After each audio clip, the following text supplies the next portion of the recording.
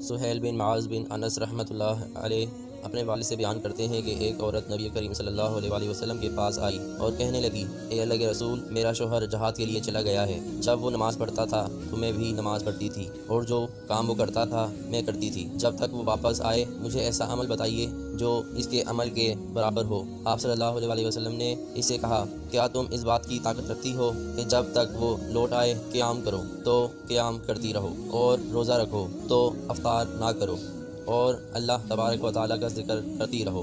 इसने कहा, ए अल्लाह के रसूल, मुझ में इतनी ताकत नहीं। आप सल्लल्लाहु अलैहि वसल्लम ने फरमाया, इस ज़ात की कसम जिसके हाथ में मेरी जान है, अगर तुम्हें इतनी ताकत दे दी जाए तो जब तक वो लौट ना आए तुम इसके अमल के 10वें हिस्से को भी नहीं पहुँच सकती।